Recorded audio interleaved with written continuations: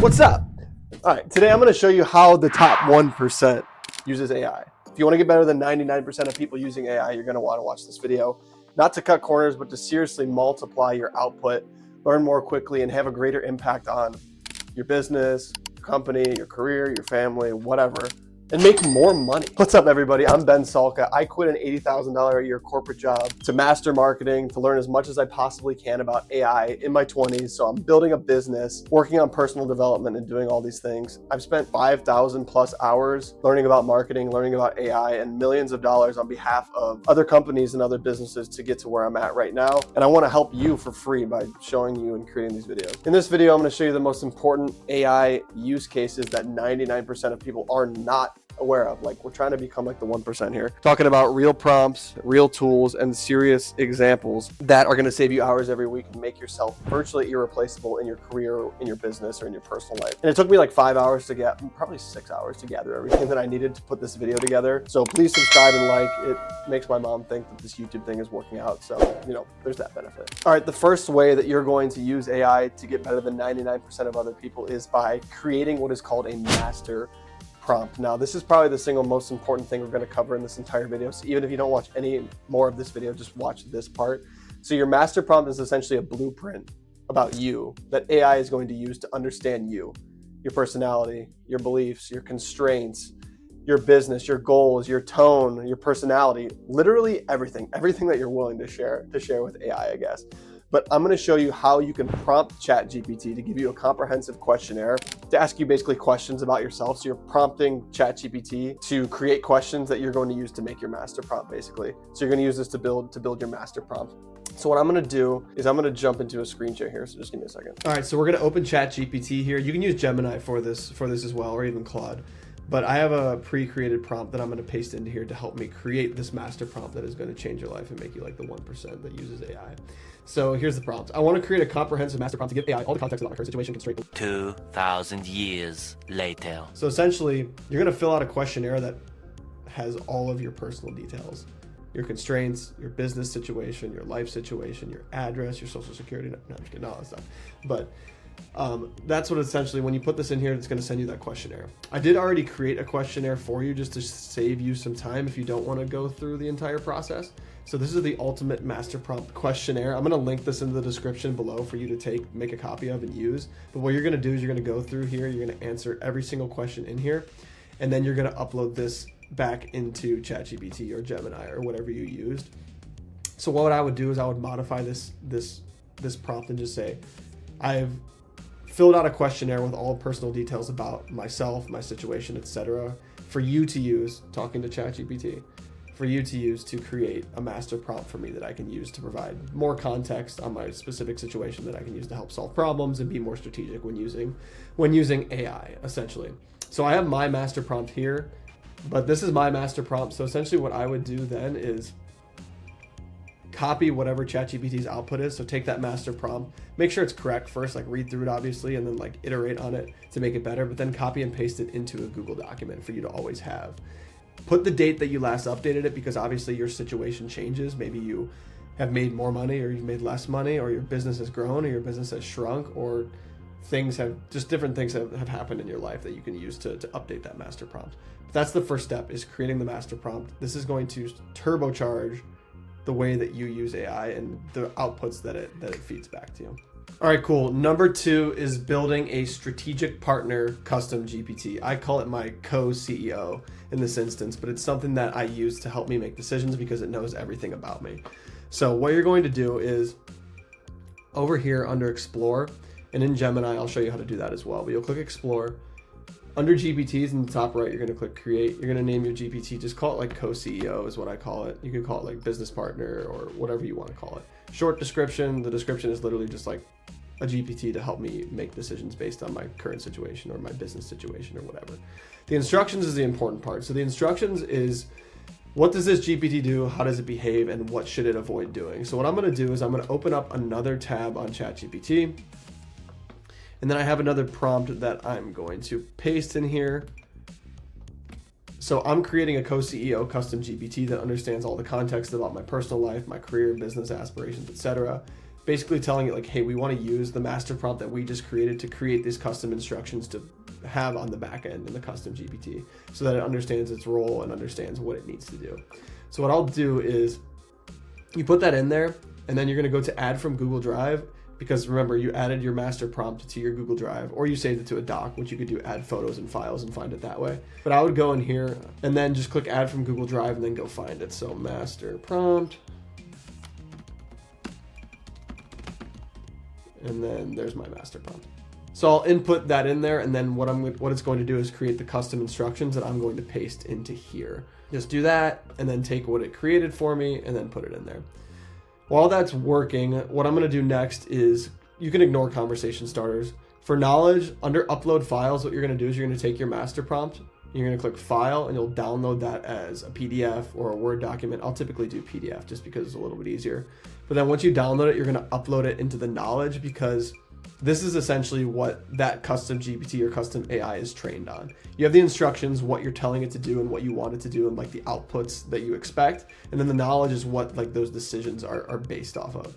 So all the decisions will be based on your current situation. So instead of just using normal ChatGPT, which has no context about your business, your life, your thoughts, your personality, all those things I mentioned, now when you're talking to your co-CEO CustomGPT, it knows all that context about you, so it can give you the best output that's tailored to your specific life and your specific situation. These instructions, I'll just copy them, and then literally just pasting them into instructions here. Uploading your file, which is master prompt, there it is. Opening that, and now it's this GPT is trained on my own specific data, so I could create that again. But that's essentially how my co-CEO CustomGPT is created. I could show you. Going back to edit GPT, your co-CEO of Sulka Search, which is my business. My description is a helper and challenger of business decisions for Sulka Search, and it's trained on my master prompt. This is what's going to help you become like the 1% with AI, because the outputs that you get are going to be so much better and so much more specific to you.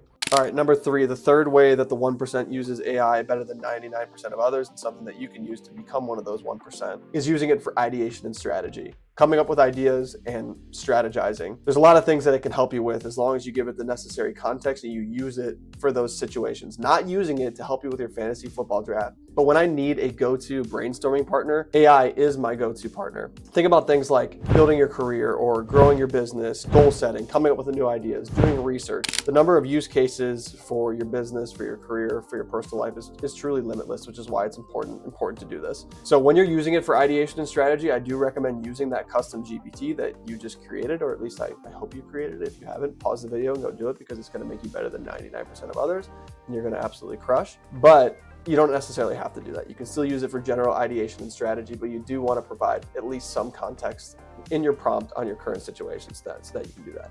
But I'm going to jump into a screen share and show you how I'd use it for ideation and strategy. All right, cool. We're back in ChatGPT. Like I said, I am going to show you how to do this without using the co-CEO. But you do want to give some context when you're using it for ideation and strategy, and you're going to include that in your prompt.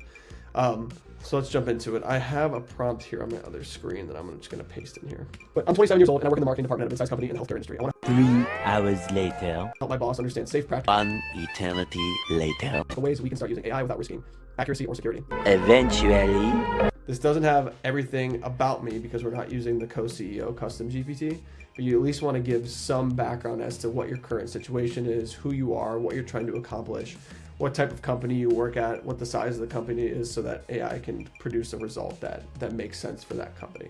Because if you're working on a team of 5 versus a team of 5,000, like tiny company versus huge company, the output's going to be different because there's different constraints. So I'm going to send that over, and then it's going to send me a comprehensive output that I can then give feedback on and say, okay, that's a good idea.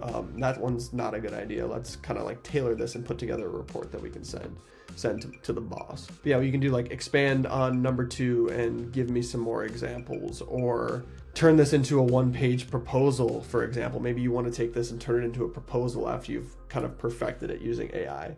Rewrite this in a different tone. Like that's another way that you could go about it. But you can see what it produced for me is number 1, AI assisted content drafting for internal use, AI for research summarization and competitor monitoring, AI content repurposing, AI chatbot for internal knowledge base, AI-powered compliance. You can see all the amazing things that it's helping me strategize on that I can turn into something tangible in my business or career. The fourth thing that I want you to do is use it to tear the crap out of any of your ideas, any of your thoughts, any of your deepest desires and dreams. A little bit exaggerated there, but I use AI all the time as a devil's advocate before I spend a dime on a new marketing strategy or before I actually invest time into something.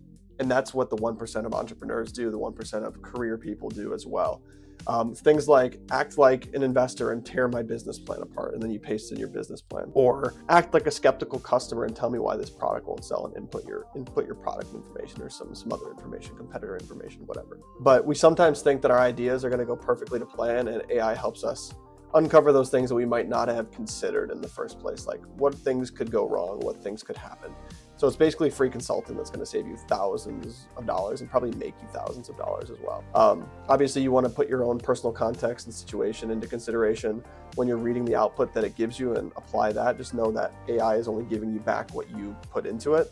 But just think critically about the output is basically what I'm trying to say there. But I'm going to jump into a screen share and show you a couple examples of how I do this. All right, sweet. So I'm going to paste in a prompt here. Act like a brutally honest mentor. I'm thinking about asking my boss. Meanwhile, Now you can see at surface level, this isn't the most amazing prompt because it doesn't give context on what point in my career am I in, what is my experience level, what have I done so far, what are my skills. So this is where it would make sense to input some of that information. Maybe you're throwing your resume in here and including some additional details. And then asking this question, then it'll tell you, hey, here's where you might not be ready based on where you're at in your career, your age, the skills that you have, what gaps there are, etc. So sending that in there, but obviously providing the additional context where necessary. All right, this next one has allowed me to get closer to the 1%, and that's using it for efficiency in operations. This is probably the area that I've used AI the most in my business over the last 12 to 18 months. So if you complete the same tasks every single day, like let's take that for example, in your business or in your career, like you're doing something that's manual and repetitive, and you might even be able to delegate it. What I would do is use AI to create an SOP or a standard operating procedure by giving it the list of tasks that you do, or even recording yourself doing it. And I'll show you how to do this using Loom. But writing each of those steps down and saying, create a professional standard operating procedure document that I can use to send to junior members of my team or people that I work with, subordinates, team members, whatever it may be, so that they can do this same process themselves with the same quality of work. Because I think that's a reason why we don't like to delegate things to other people, is because we don't think people can do them as good as we can. But if Dan Martell taught me anything, 80% done by somebody else is 100% freaking awesome. So we want to delegate things to other people that we shouldn't be doing. I'm going to jump into a screen share and show you how to use Loom to create an SOP and then save it to Google Drive. All right, perfect example. I'm using Loom to film myself right now, but I'm inside of Loom here. So I actually filmed this video a couple of hours ago showing one of my team members how to use our change logs and budget pacing documents for our paid media clients. But you can see here over on the other side, this powered by AI section, take action, we have create an SOP. And what this does is it generates a process document that you can then send to a team member or send to somebody else to do the exact same process you were doing. So if you're doing something that's on your computer, you can quite literally film yourself doing it on your computer in Loom and then generate a document based on that. You can copy it right there by clicking that copy button, or you can just always copy and paste it by dragging and copying. But then you can take that, copy it, paste it into Google Drive, share that Google Drive, or paste it into Google Docs, share that Google Doc with somebody else, and then they'll have the exact steps of how to do that process with reference to the time in the video where you showcase that particular piece of the process and screenshots as well. Like, this is freaking awesome. But if you want to do it in a more basic fashion without paying for a tool like Loom, you can always just use ChatGPT and say, here's the steps that I went through. You could even upload the transcript with timestamps from the video that you created. If you create it using like your iPhone or something like that, you could use a transcript creator online, put the transcript together, and then put together the process document with additional details that way. But if you want to just change the way you do repetitive tasks, this is a huge way to do it. Something else that I want to show you outside of this is using CustomGPT. So I'm going to open up Gemini for this instance because I have one in Gemini that I've used. So layering custom GPTs, and now you know how to create one because I showed you how to do it at the beginning of this video. Taking custom GPTs and layering them on top of your existing processes. So once you create those SOPs, adding another layer on top of that is infusing AI into them with custom GPTs. So something that we do for our Google Ads clients is make sure our advertisements are actually relevant to the traffic that's being driven in is actually relevant to what we're trying to advertise. And if you've ever run Google Ads before, you'll know exactly what I'm talking about, because the terms that show up for your ads are not always like what you're actually trying to advertise. So this is a search query report, if for those who know what the heck I'm talking about. But what I did was created a custom gem, which is the exact same thing as a custom GPT. That's just what Google's Gemini calls it. But I created this SQR sidekick to layer onto one of my existing menial processes, which is going through the search terms in Google Ads campaigns and excluding terms that aren't relevant to that campaign by adding negative keywords. So essentially what this SQR sidekick does, it's a custom GPT that analyzes search term spreadsheets that I download from Google Ads because it can analyze data, which is freaking awesome. And then it'll identify for me which terms are relevant or irrelevant based on the context that I give it. So you don't necessarily need a custom GPT to do data analysis. If you want to upload a spreadsheet of your data into ChatGPT with a little bit of context and give it some references as well, you could do that. But this is just another way to layer things onto your existing processes to make them 10 times better, is creating a custom GPT, inputting that information into the back end. You can see if I show you how this edited portion is. What exactly it does, it's instructions, which took me a while to put together, but once it's put together and has the knowledge and the context, like what is a search query report, which is what this instance is. An example of what a search terms report looks like, so it knows what the data that I'm going to upload is going to look like and how it's going to be formatted. And then the process document that I put together that this SQR sidekick is a part of. So a little bit of a complex strategy, but build custom GPTs to layer onto your existing processes and watch them just become absolutely insane. All right, and this last one is one that is so freaking awesome that I have to share it with you, even though I know this video is probably getting a little bit long. But think about the last time you used ChatGPT or the last time you used Gemini and the output sucked, like was just absolutely terrible, not at all what you're looking for. This happens most of the time on the initial output. But then what do? We iterate on it. We say, hey, change this part of your output, or consider this, or you change your prompt a little bit and you keep going through this process. And sometimes this takes like 10, 15, 20, even 30 minutes to get the output that you want. And you have to iterate again and again and again. But what I want you to do is once you get that output, after you do the iterating process for however long it took, say this to ChatGPT or say this to Gemini. Write me a system prompt that would have gotten me this output from the beginning. Crazy, absolutely crazy. And then what you're gonna do is you're gonna take that prompt that it created for you, especially if this is a repeatable process or a repeatable task, like something you're gonna have to do again in the future. You want to have that prompt so that you don't have to go through this iteration process again and again and again. So take that, copy it, the system prompt, put it into a Google Doc, and inside of your Google Drive or whatever you use to save files internally for yourself or for your business, create what's called a prompt library. So it's literally just a Google Drive file that has all of your best prompts. And the best way to create the best prompts is getting the output that you actually want and then saying, create the prompt that would have given me this output in the first place. That right there is how the 1% use AI the smart way and get better than 99% of other people who are not creating system prompts, who are going through that same process over and over and over again to get the same result. And the best thing about the system prompt is it can work in ChatGPT, it can work in Gemini, it can work in Claude, because that prompt was created for that specific task. All right, just gonna give you a brief recap on what we talked about. So we talked about how to create a master prompt. Huge. Be cognizant of the data that you're feeding into ChatGPT. If you have a paid account, like I'm not worried about the data you're putting in there, but if you have a free account, like don't give it a bunch of information about yourself, because it can use that to train its models. The second thing is building custom GPTs or custom gems. I showed you how to build the Co-CEO CustomGPT, but this transcends any custom GPT that you could possibly create. Number 3 is using AI for ideation and strategy, strategizing on different ideas or different concepts to come up with different ways to think about things. Next thing is using AI to absolutely take those ideas and then tear them apart. Say, what am I not considering here? What am I not thinking? What are the risks? What's the downside? Make it play devil's advocate. Next one is using custom GPTs once again, but then using them to layer onto your existing processes. So how AI tools can improve your efficiency and your operations, and then layering those custom GPTs on top of those process documents that you created, whether that be with using Loom or just using ChatGPT to create an SEO or an SOP based on a process that you go through over and over and over again.